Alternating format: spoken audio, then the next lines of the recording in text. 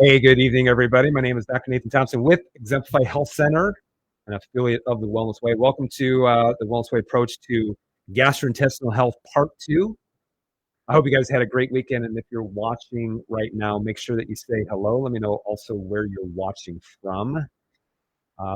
If you didn't watch part 1, guys, after you watch this, make sure you go back and watch part 1. If you're watching on replay of this, go back and watch part 1 first. We're not going to be able to review everything.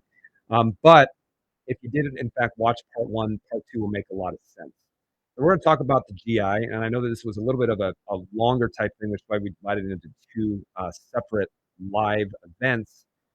And so today we're going to talk a little bit more about testing, and we're going to talk about causes, especially. If you go back in part 1, we talked about a little bit of physiology. We also talked about how all of these chronic inflammatory conditions that affect the gastrointestinal system, how really they just say we really don't know what's causing it, but the treatment is going to be the same, meaning we're going to suppress the inflammation. If that doesn't work, we'll always remove it, which makes me wonder what some doctors do when it comes to persistent headaches. So let's talk about GI health, part 2. And guys, again, if you're watching live, make sure that you say hello.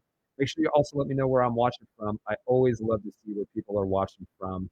And also give me a thumbs up if you can hear me okay as well, because sometimes our mic can be a little bit finicky. So if you guys, while people are jumping on right now, last week we had our inflammation event. We actually had to do this every 3 weeks or so. We got a lot of people who want help, especially in person. And so we tell people, if you want to work with the Wellness Way approach, you want to work with what we do here in the office at Exemplify Health Center, come to the information talk. The reason why is because you'll have a great understanding of why we do things obviously a certain way.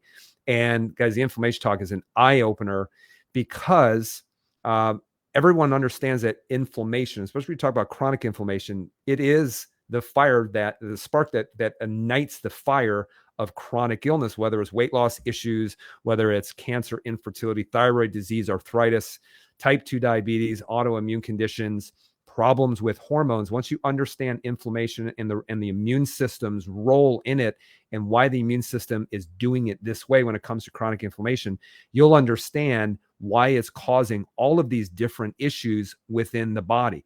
So that's why we say that the body's not making a mistake. The body is trying to adapt to the things that you are doing and that is creating the inflammation.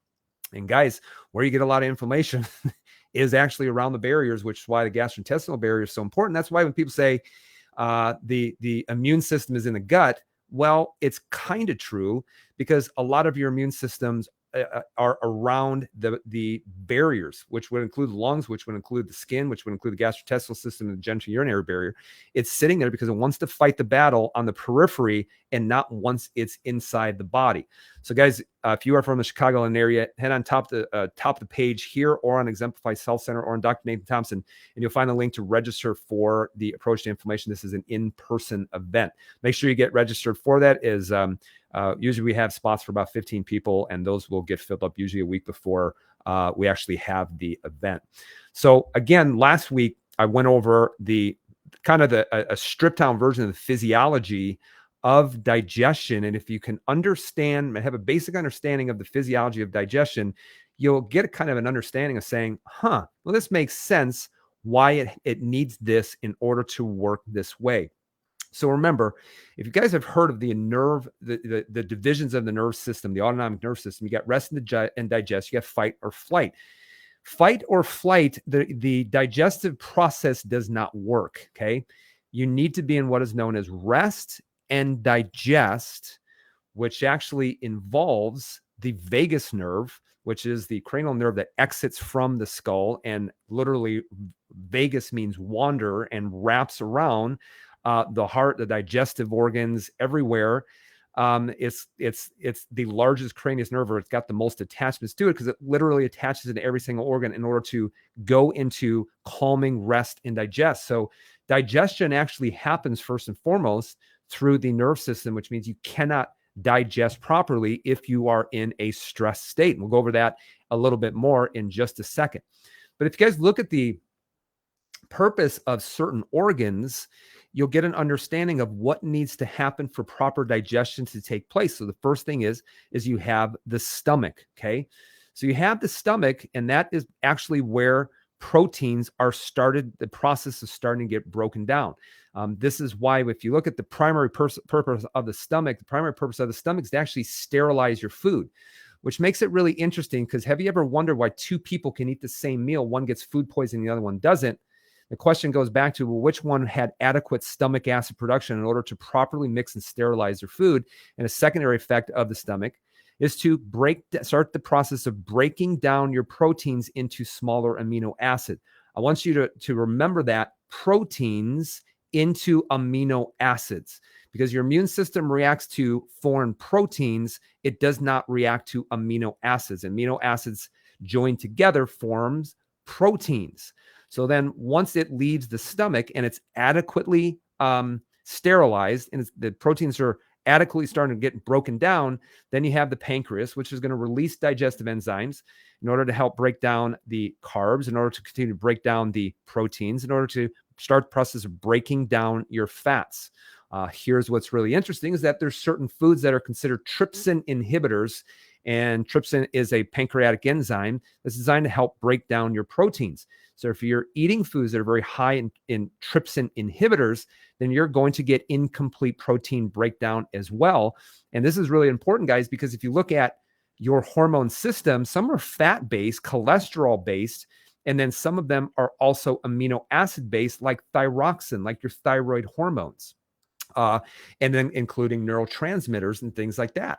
So then the pancreas also plays a role, not only in insulin and in blood sugar and things like that, but it's also a gland that secretes digestive enzymes. And then you have your gallbladder, which is needed because that gallbladder, yes, it's a sensory organ, because certain hormones that are released from the upper part of the small intestine will tell the gallbladder how much bile to release. And that's why you have a perfect response with bile acid release coming from hormones based on the content of the food that's in your small intestine. If you don't have a gallbladder, you don't have that storage tank and sensory organ, which means bile constantly drips out, which is why a lot of people develop a lot of issues when it comes to having leakage or having dumping syndrome and things like that. But the purpose of bile is to actually emulsify your fats, okay? So it helps with shuttling those fats across the gastrointestinal barrier. So then you have within the small intestine, that's where nutrient absorption primarily is taking place. So if you think about it, your carbs have to be broken down into sugars, simple sugars. Your proteins have to be broken down into amino acid, and your fats have to be broken down and emulsified in order for them to be able to cross the gastrointestinal barrier.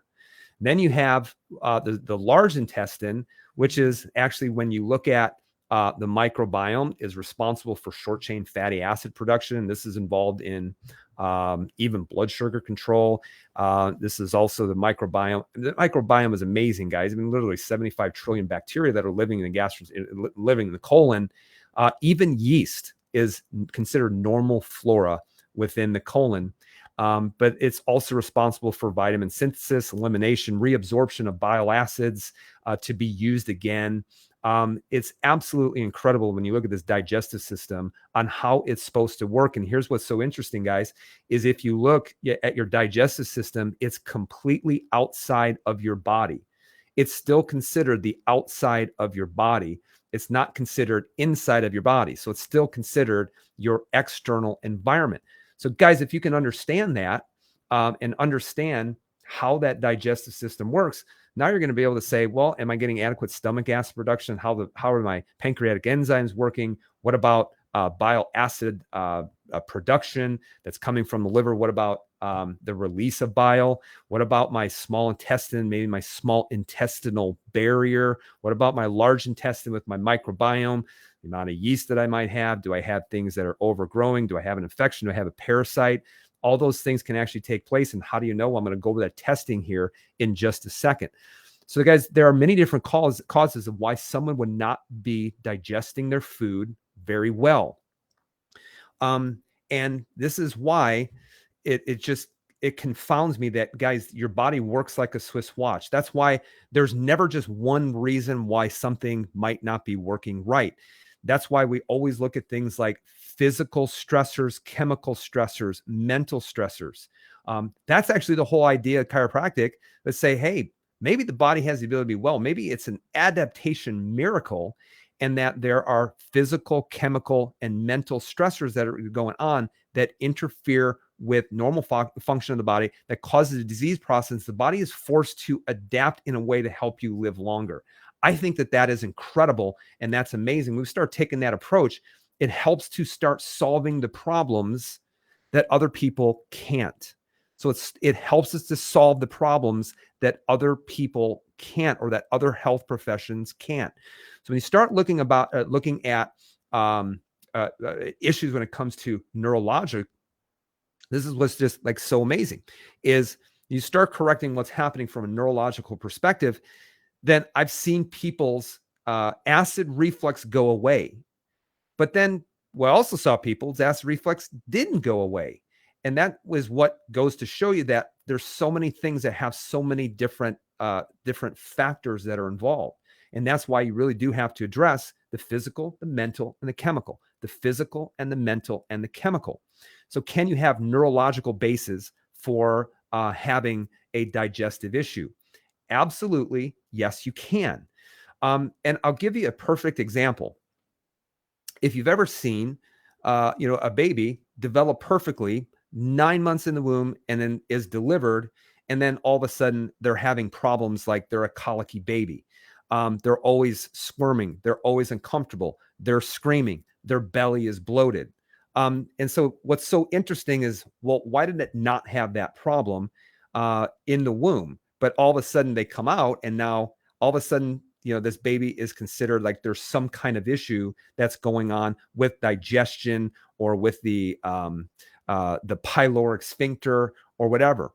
And the reason why we always are looking at things neurologically is if you have a baby that has any kind of birth trauma, okay, this could be due to vaginal delivery. This can be due to an intervention when it comes to a C-section. This could be forceps. This could be vacuum extraction. This could be too much mechanical force.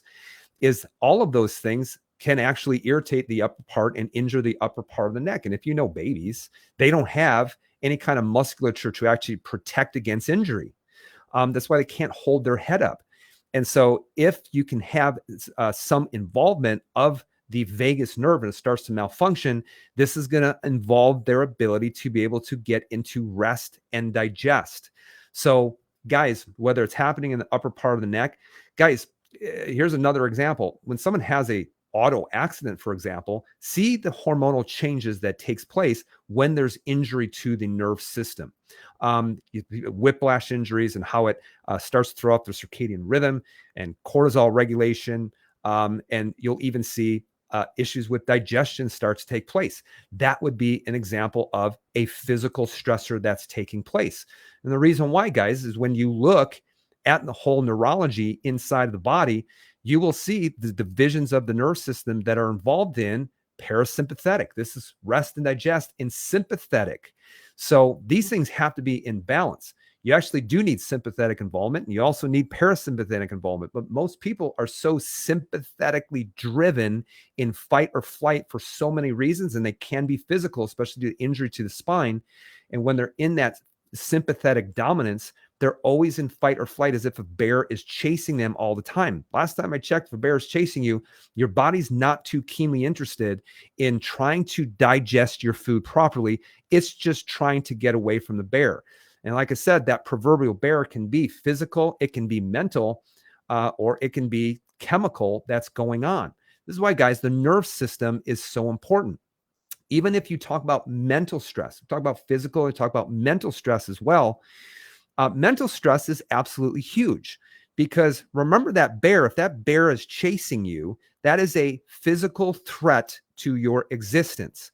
But your brain has the same response if it's really a bear or if it's a perceived bear, i.e. mental stress. And this is why that if you do have a lot of mental stress, it puts you into fight or flight, which will then decrease stomach acid production, will decrease bowel motility. It'll involve, interfere with absorption. That's why you can develop so many issues with having so much chronic mental stress. Mental stress, guys, is absolutely huge. The answer isn't just to say, take an antidepressant or throw an antidepressant at people all the time. And you'll find it interesting that much more women are on antidepressants than men, mainly because many times doctors actually don't even educate the women on how they actually will feel different during the 4 weeks of their menstrual cycle. You will feel like 4 different women during your menstrual cycle, and that doesn't mean that you're sick. That just means that you need to understand your hormones and what you are going through. So when you look at mental stress, it will wreck the digestive system. But the other thing is what we do in the United States as far as how we eat. I remember I did a reel on Instagram and I said, hey, you want to improve your digestion? Work on seeing the food, smelling the food, and chewing the food. And I said, a lot of people in the United States no longer make their own food. They no longer are smelling the food prior to eating it, and they're not chewing the food. They're not sitting down and taking a lunch or a dinner as an event and taking 30 minutes to actually eat the food. Instead, we're just eating on the run. And that is terrible when it comes to the digestive system, because eating on the run never puts you into rest and digest. And there were some people who commented from Europe and said, are you serious? Like, we know this in Europe, like this is something that you're supposed to do for healthy digestion. But people in the United States think that now eating on the go and in a constant state of stress is now considered normal. So guys, if you want to actually prime the pump when it comes to digestion, the first thing that you should do is see the food that you are preparing. You should also smell the food, because that will actually initiate digestive enzymes that will actually get some of the digestive juices going. And then also the mechanical act of chewing the food, and chewing the food a lot more than what you think, will take a lot of the stress off the stomach to have to break down the food that's not chewed enough. This is just something, guys, it doesn't cost you a penny to work on seeing the food, smelling the food, and then chewing the food a lot more than what you think that you should. But let's talk about also some other chemical reasons on why this can cause digestive issues. Guys, right now, this is probably going to be controversial, but what I'm going to say is basically a physiological fact, all right? And I'll actually give you an example. So there can be chemical causes when it comes to inflammation of the gastrointestinal system. One of the first ones has to do with 2 things. Number one, it's the fact that we're taught to introduce foods too early for a baby under 1 year of age. And I guarantee you someone's going to get upset by saying that, and I'm not sorry as well. So it's the introduction of foods too early. And then it also can be baby formula as well. When a baby comes in and is colicky, first thing that we check is the upper part of the neck. And then number 2, we're asking the question, are you breastfeeding? And if they're not breastfeeding and they're on a formula, say, show me the ingredients to this formula. And a lot of times there are some very bad fats, and there are things like cornstarch and things like that the baby can actually be reacting to. So in fact, if you have a baby that is very colicky, go ahead and touch their abdomen, and you will see that the abdomen will be hard as a rock. And that is actually an indication that there's some gastrointestinal swelling that's taking place. But let me get back to the whole idea of babies and a leaky gut. This is what's so amazing about babies, is that babies are born with a permeable gut barrier. Let me say that again. They're born with the permeable gut barrier. And that's not because it's some kind of deficiency. It's because breast milk, those things are too large to cross through the cells of the gastrointestinal barrier. They must go around. So things like mom's antibodies, things like their immune cells, they need to go around in order to get mom's, basically some of their immune protection that's coming from IgG antibodies. So Babies have a leaky gut when they're born. So if you introduce foods too soon, then what happens is those food proteins will then leak through the gut and it will cause an immune reaction. A perfect example is when doctors say, well, I guess it's time for the rice cereal. And this was going back about 16 years ago when I didn't know any better. My wife didn't know any better. And it was just like, well, this is just something that we do. And I remember we introduced rice cereal at about 4 months, because back then that's when you were supposed to introduce it. And within a couple of days, my son developed eczema on his shoulders and on his hands. And so we looked at this and we said, well, what on earth is going on? Honey, did you start feeding him something? She, yes, I rice cereal. I guess that's what you're supposed to do. And it was having an immune reaction showing up to the skin due to the rice cereal and the proteins that were in the rice. And I want you to think of this. The job of the immune system is to respond to foreign proteins, whether that be a virus, whether that be a bacteria, whether that be a toxin, or whether that also becomes a food. Now you know where I'm going with this when it comes to leaky gut syndrome and then having immune system reactions as a result. So this is why, guys, that it is preferred that baby is exclusively breastfed up to 1 year of age, because at 1 year of age, that's when the gastrointestinal barrier begins to become functional and begin closing back up. Isn't that amazing? Okay. So number one is how quickly that we're feeding babies. Number two, things that can cause problems to the gastrointestinal system are going to be drugs and antibiotics. Okay. Guys, if you are completely dousing yourself with antibiotics at every sniff, every sneeze, and every sniffle, then what's going to happen is antibiotics destroy everything. They're just not the bad bacteria. They're all bacteria, which actually goes into when you start looking at the whole idea behind bacteria and infection.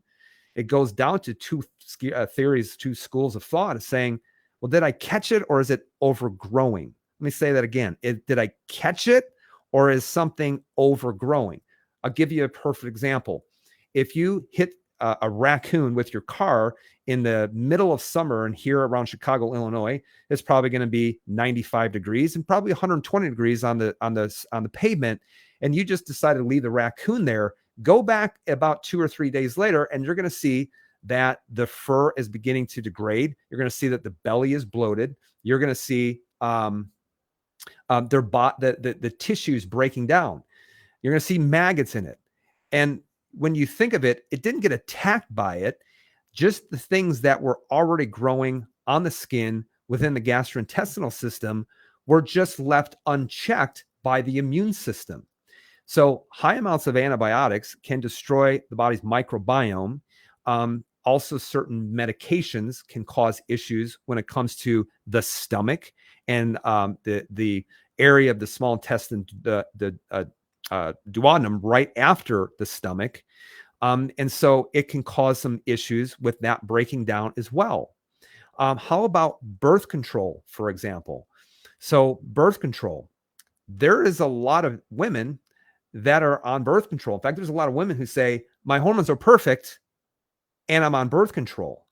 And in fact, there's a lot of birth controls. If you're taking birth control, not for in order to avoid or prevent pregnancy, well, basically what they do is they give you progesterone-based birth control to trick the body into thinking that it's pregnant so that you don't have a normal menstrual cycle. But when you start elevating progesterone levels, that actually can change the microbiome, and it can also cause bloating and water retention. And so many times if someone has some GI issues, I look and see if they're on any kind of progesterone-based birth control, but doctors aren't going to tell you that can be a side effect. There's another one, guys. How about wheat gluten? If you guys remember the whole gluten-free craze, and I remember, 15 years ago, I just kind of shook my head at it without necessarily understanding why. And I think a lot of people jumped on the bandwagon of gluten-free because it was just a cool thing to do. But guys, if you understand gluten and you understand the subprotein of gluten, which is gliadin, which is also in wheat. It's in oats. It can be in barley. What basically gliadin does is it signals the junction between the barriers of the small intestine, and it tells it to open up like this. So it actually will signal the gastrointestinal barrier to open up, which then can allow whatever you're eating with it to start to open up. And then that is why you can start to develop immune reactions towards those proteins. And it's kind of, I consider it a gateway towards having what we would know as leaky gut syndrome. So that is the reason why when people say, oh, well, gluten, that is why it's causing any other issues. If you look at medically, they always say, well, there's only one condition in which you should avoid gluten, which is bad for you. But guys, clinically, you will see, hey, I got rid of gluten and I really do feel a whole heck of a lot better. So gluten is another one, but then you also have to consider what is riding on your grains. Things like wheat, things like oats, for example. What also could be riding on those grains is actually Roundup or glyphosate. The reason why is we tend to have this argument or discussion about genetically modified foods like corn and soybeans, but those won't be as high in glyphosate because those are applied prior to exposure of the actual kernel. So those aren't applied when the corn, for example, shoots an ear. And by the way, guys, here's full disclosure. My father was a farmer. He farmed about 3,000 acres, and he was one of the first farmers back in around 1994 to use genetically modified corn and soybeans. Here's what's so interesting is that he defended this to the death until he no longer had a financial interest in corn and soybeans, until he retired from farming. And then he said, yeah, this stuff is absolute garbage. And in fact, I was one of the first people to actually to use a wick. This was before even genetically modified, right when Roundup came out and before the beans were genetically modified. I would walk up and down the rows of beans with a wick of Roundup and just touch what was known as a button weed, just touch it. And within 3 to 4 days, the whole plant would actually die. I remember my dad saying, he says, don't let it touch your skin because this stuff is toxic.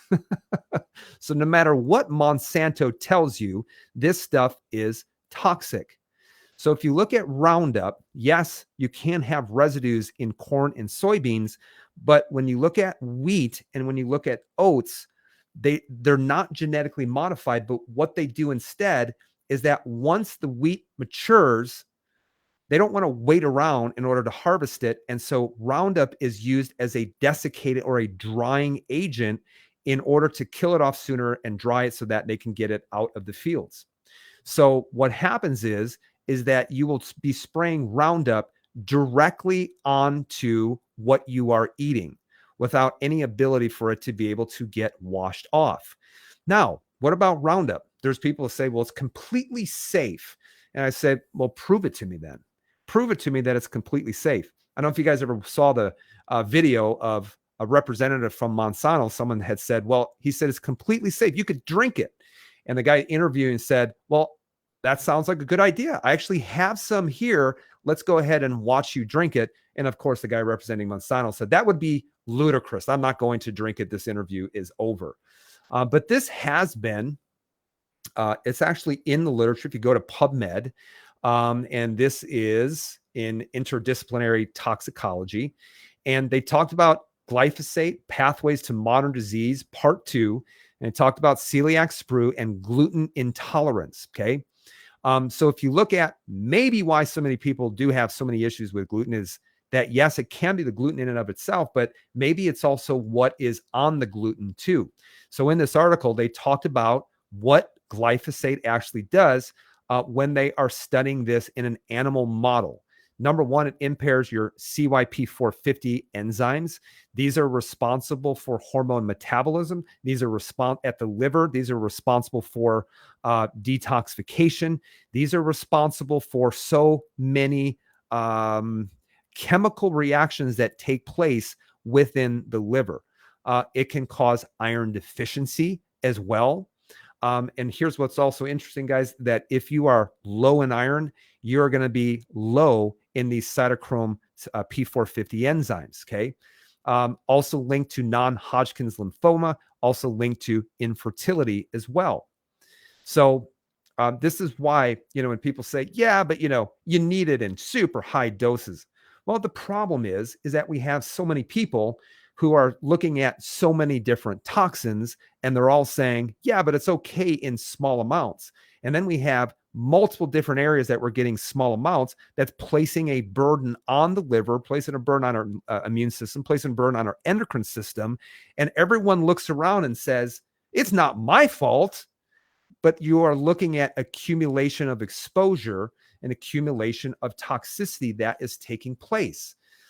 Here's what's really interesting, guys, is that if you look at this, and we're going from basically 1993, 94, and you're going to look at the agricultural use for glyphosate, and you'll see as this goes from like 1994, now we're into 2005, and you can see that where I actually live, we are in the hotbed of glyphosate use. Okay. I can actually go out and go across the street and actually see genetically modified crops that are going to be sprayed with Roundup. So I'm going to play this again, and you're going to see literally how much agricultural use of glyphosate since 1992. And if you guys are watching this on Facebook, you're going to see how much usage has actually taken place. And in fact, you will see that basically where most of the exposure is, or much of the use is actually in the Mississippi River Basin. Okay. So the whole answer, the whole question that you got to be asking is, well, when does it become too much? Okay. Here's what's really interesting is if you look at the incidence of celiac disease from 1990 all the way up into 2009 and 2010, you can see how it is massively trending upwards. And so as you look at the celiac incidence in the yellow, and then the glyphosate on the wheat, you can see as that is risen, you can also see the amount of celiac disease has gone up as well.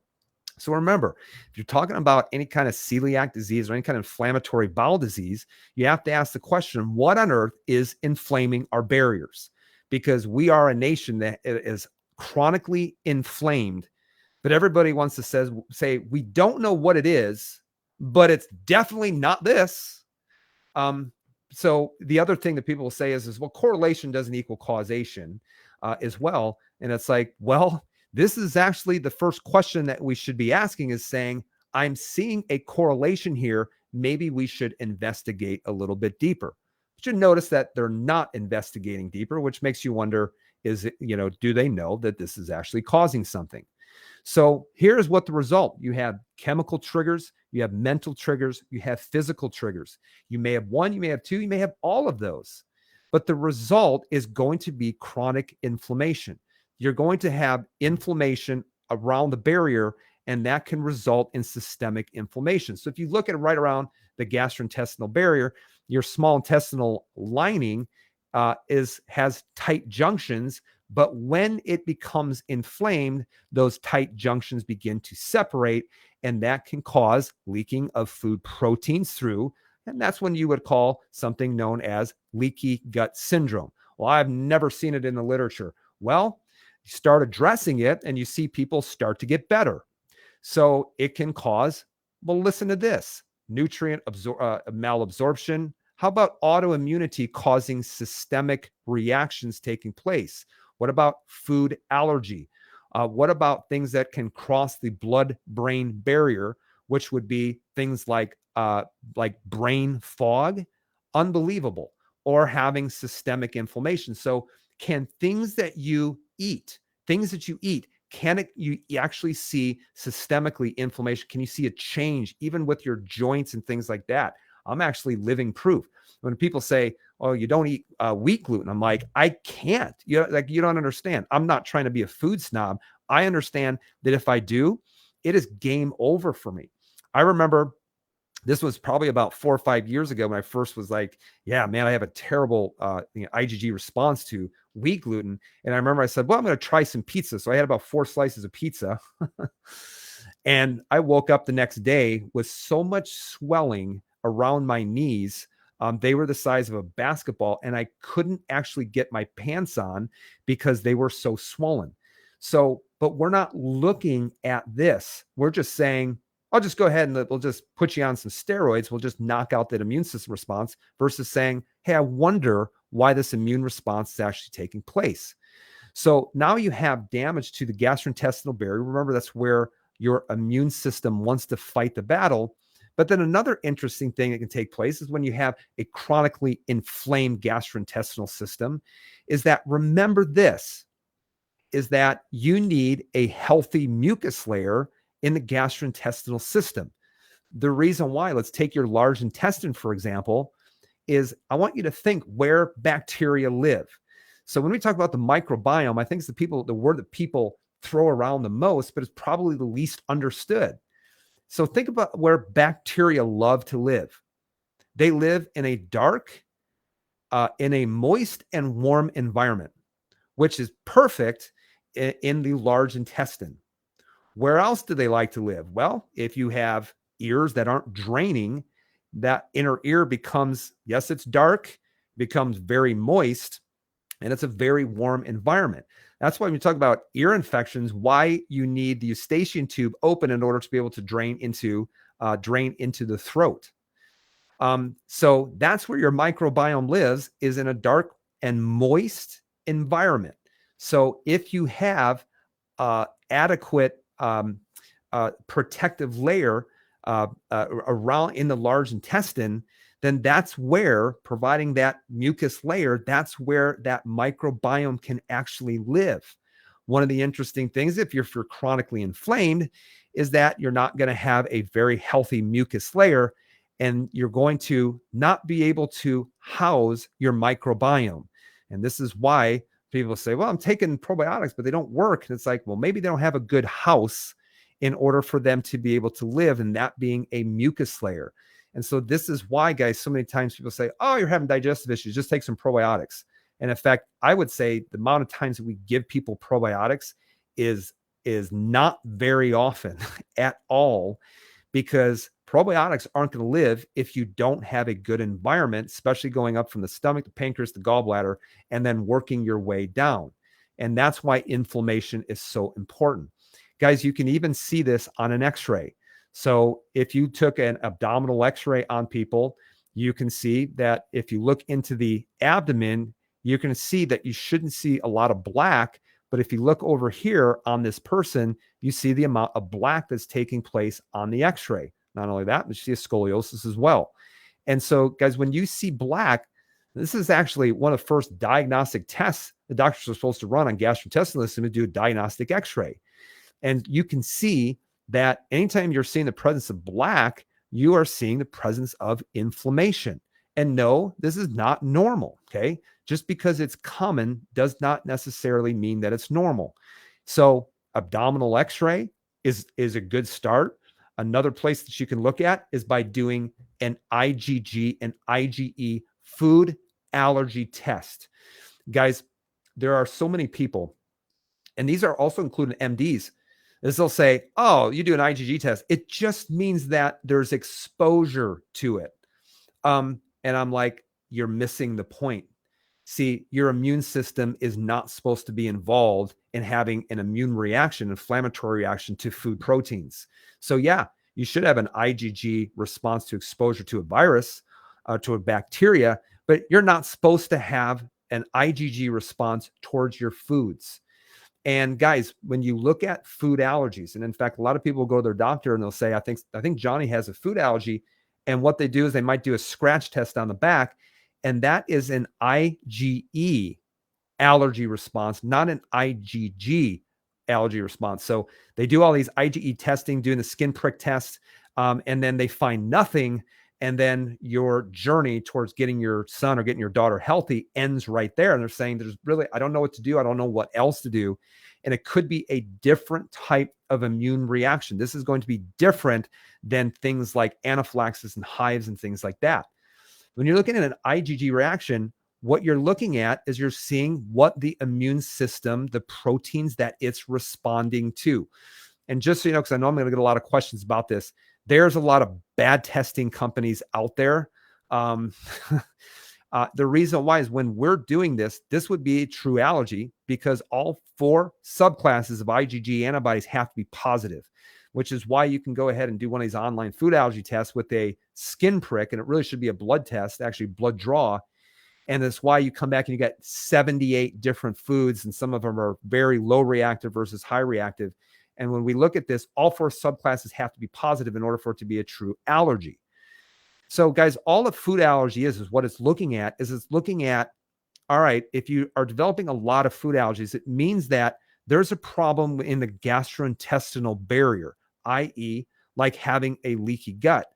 But that's just part of the problem, because the other problem is maybe you're having a problem breaking down your proteins into amino acid, which also means that you could have a problem with being in chronic fight or flight, having low stomach acid, things like that, that are helping you to be able to break down these foods adequately. But what's also interesting too, is that we tend to see that these are going to be higher in autoimmunity, but also very low in people who are immunocompromised. That's why if you're on a corticosteroid or you recently had chemotherapy, I won't even run a food allergy test on them, because in order to have a proper immune response, well, you need what's making antibodies, and those are called B lymphocytes. Chemotherapy, corticosteroids will knock that out. So even for some people who are having autoimmunity and they're on some kind of medication that's trying to modulate the immune system or on some kind of corticosteroid, I'm like, well, unfortunately, you really can't be on them for about a whole month until you see the immune system recover in order to give a true food allergy response. But the other thing too is it's really almost an immune test to see, all right, well, how active is that immune system? So when you look at this, 10 years ago, I would have said, nah, I'm not interested in food allergies. But now when you actually understand, you start studying the physiology of and the immune system and how the gut and the gut junctions and things like that, well, this makes perfect sense. And in fact, I had a woman, when we did our first follow-up, this was just about 2 weeks ago.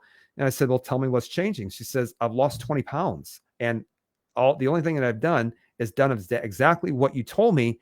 And I said, well, congratulations, it's not 20 pounds of fat. It's 20 pounds of inflammation and water retention. This can be a perfect example, guys, why you may eat foods and you wake up in the morning and you're 7 pounds heavier thinking that you gained 7 pounds of fat. No, you didn't. 7 pounds of water retention because of injury. If I sprain my ankle, I am going to retain water in the form of swelling. And it's the same thing that can happen around the 6 feet of intestines, especially.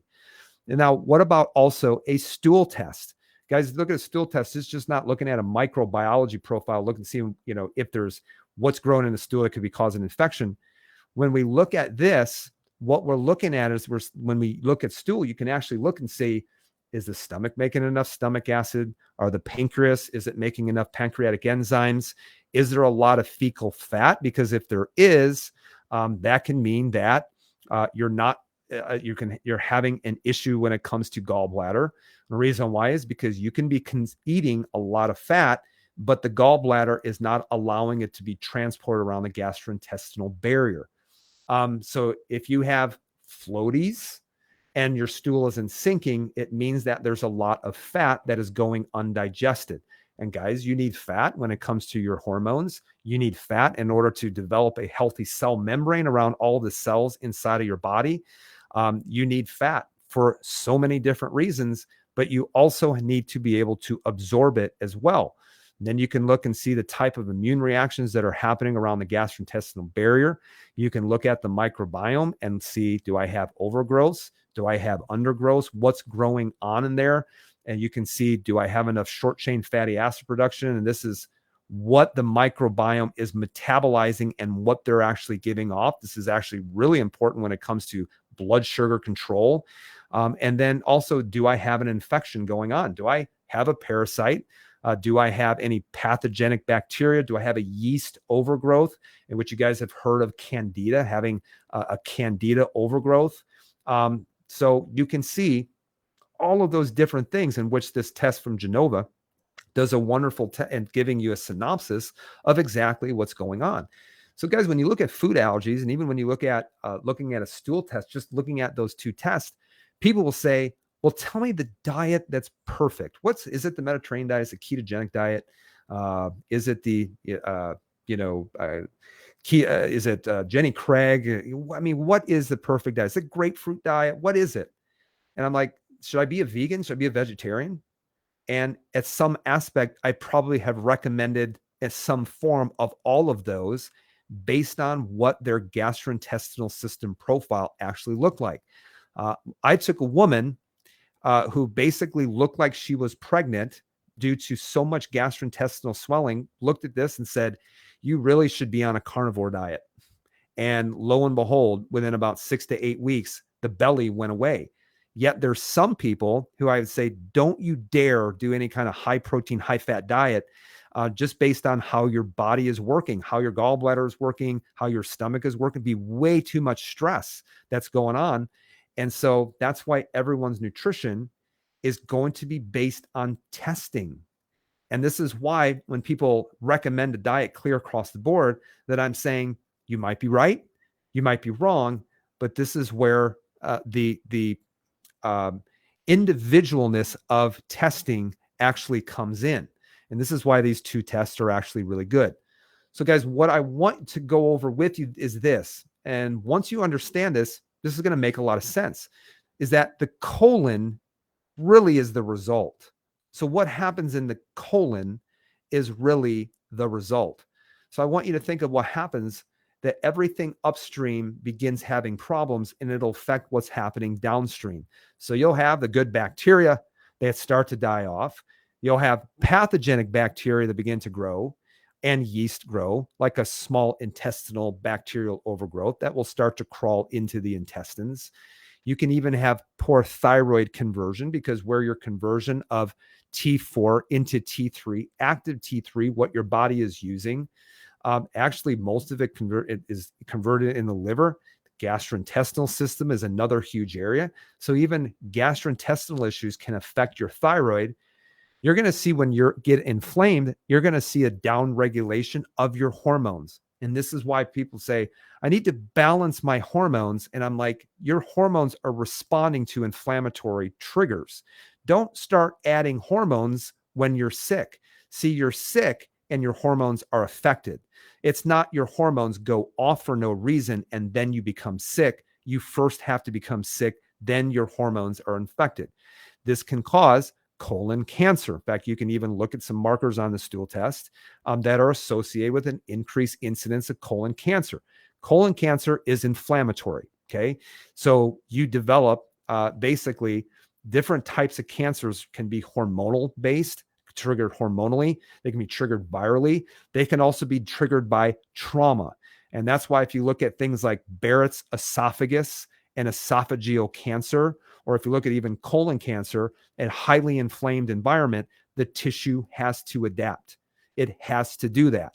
And then you look at detox, retox, guys, even your hormones, when it comes to the whole word of estrogen dominance, there are certain markers that even when you're removing your hormones metabolized from the liver to the gallbladder and then removed to the gastrointestinal system, if you have a very inflamed environment within the colon, this can actually cleave off your estrogen metabolites and be reabsorbed into the body. So when we talk about estrogen dominance, there's different reasons why there could be estrogen dominance.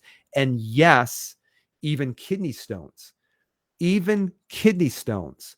There are certain types of bacteria that overgrow as a result, and their metabolic byproducts can make someone have a tendency towards kidney stones.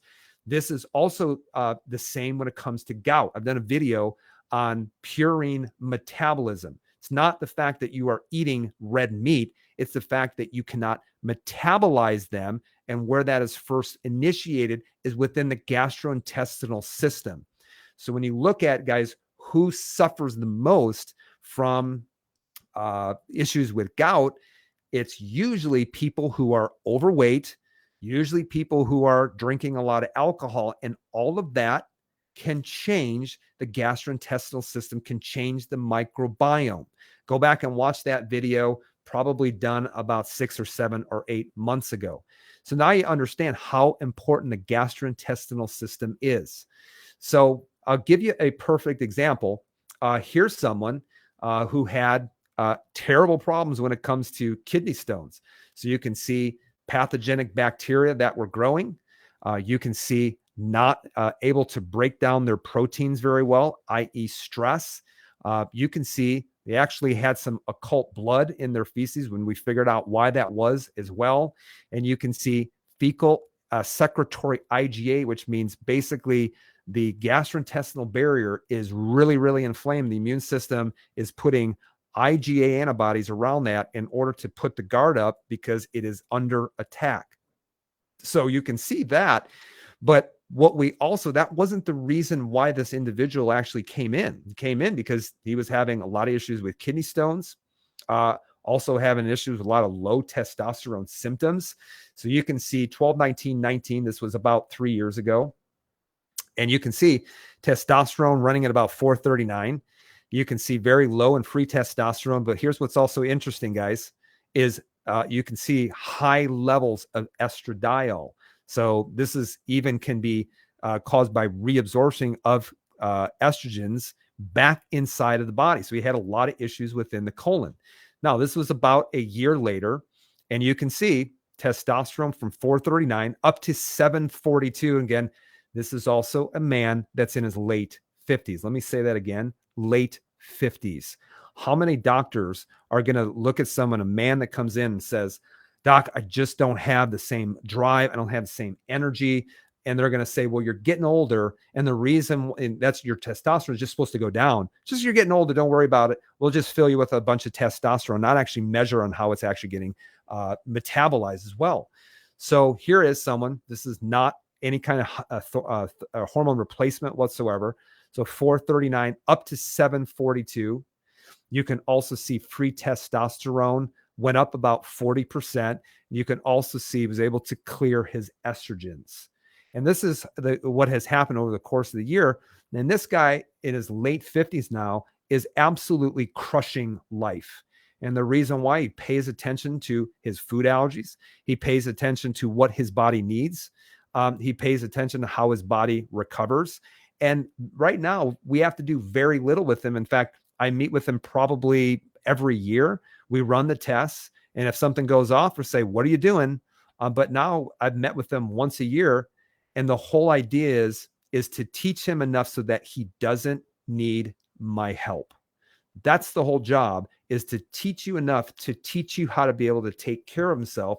And he takes very little other than things like liver, probably some astragalus, probably some vitamin D, probably, and off the top of my head, probably some omega-3 fatty acids.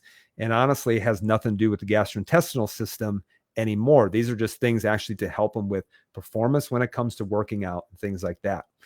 So I love this commercial. If you guys remember this, of the put Bounty to the test.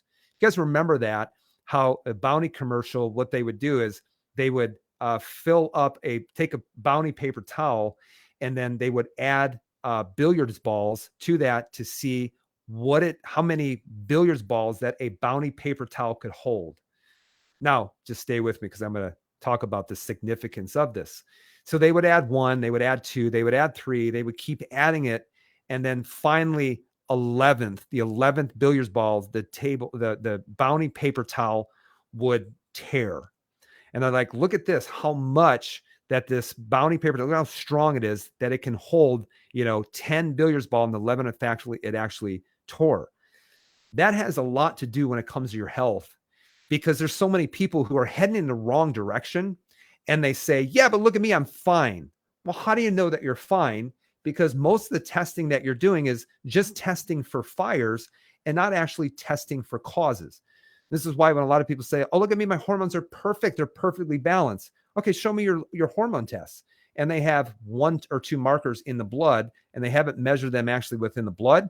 Different types of hormones, they haven't measured them in the urine in order to see how they're metabolized. And so there's so many people that are out there and they say, I'm doing fine, I'm doing fine, I'm doing fine. And yet then they're diagnosed with colon cancer. And it's like, no, this didn't jump inside of you over the course of just like 1 year or 2 years. This is something that if you were testing these things properly, you could have seen that the physiology was changing and building towards that. This can be true when it comes to the gastrointestinal system. This can be true when it comes to your hormone system and cancer. This can be true for so many things, is that we need to stop looking at things from a 30,000 foot view, and we need to start looking at it at a microscopic view.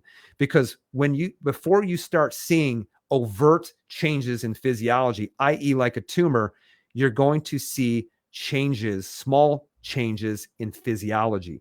So before you see the pathology, you'll see the changes in the physiology first. And that's why we need to start testing deeper so that there are no more surprises in which your doctor, who you've had for 30 years, who's supposed to have guided you through your health, has just said for 25 years, you're fine, you're good, take this drug, you'll be fine. And then you're given a fatal diagnosis. It's not right. And it shouldn't be a surprise to people unless you are testing properly.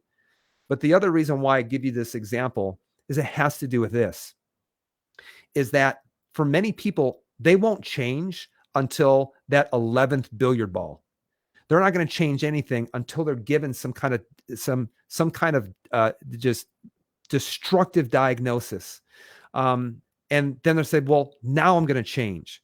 And guys, it's a lot harder to try to put that paper towel back versus saying, wait a second, let's not add any of these billiard balls. Let's stop at 4 and let's start taking them off before you have that paper towel tear. And I'm giving you a perfect example is this. So this is an example of what a colon looks like with ulcerative colitis. Ulcerative colitis. This is kind of near and dear to my heart. The reason why I say that is my uncle suffered with ulcerative colitis for about 20 years. When he would have a flare-up, they would put him on steroid medication in order to bring the inflammation down. And this was fine, this was fine, this was fine until his colon perforated. And all of his microbiome leaked into his abdomen and he almost died of sepsis. And, it was such a surprise that this happened. But when you look back and saying 20 years of sickness and illness, it's no wonder that this was the end result. And so the end result was, we're going to remove your colon and we're going to give you a colostomy bag. That's what we're going to do. And so he spent the last approximately 16, 17 years wearing a colostomy bag and also in very poor health. But it didn't have to end up that way.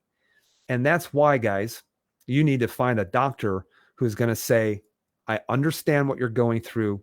I understand that you haven't found any solutions. Let's look at it from a different perspective. Let's look at it from a way different perspective. Instead of looking at it here, let's look at it from here. And guys, if you're not getting the results that you want, maybe you need just a shift in perspective and to start looking at it differently. Maybe you need to not be going back to the fire department to rebuild your house. Maybe you need to ask a contractor or a carpenter to rebuild your house. Why? Because they have the right tools and they have the right knowledge on what it takes to rebuild your house, AKA what it takes in order to rebuild your health. And that's why so many people listen now, because they're tired of being manipulated. And instead, what they want is they want to be restored. And my question to you is, do you want to be manipulated or do you want to be restored? Because I believe our bodies are wonderful. And once you start believing that the bodies aren't weak, that the bodies aren't inferior, that it's less than, then you're going to understand my body is way more powerful than what I believe. And my body has the capacity to be able to heal. I just need to get out of the way of it. And if I learn how to get out of the way and give the body what it needs, then the body will always adapt towards healing versus adapting towards disease. I hope, guys, that makes sense. And if that makes sense to you guys, please do me a favor and please share this video with other people. Give some people some hope, because there is hope. But if you are from the Yorkville area, the Chicagoland area, surrounding areas around Chicago, guys, please make sure that you go up to the top of the page linked. You'll see this link to the inflammation coming up. This is going to be in 2 weeks from tomorrow on a Tuesday, 6:00 p.m. Please get registered for it. This is an in-person event. Get registered for it, because we're going to understand the first step is always, always, always working on inflammation first. That's just the first step. So guys, please make sure that from Chicagoland area, please go to the top of the page, please register for it. You'll learn about inflammation. It will be an eye-opener. It will make so much sense to you. I can't wait to see those people actually there. And so guys, make sure again that you share this video. I appreciate you joining me for this event. I pray that you enjoy good health. And I also pray that you find the answers that you are looking for by looking at things from a different perspective. Guys, be well, be blessed, and remember who you are.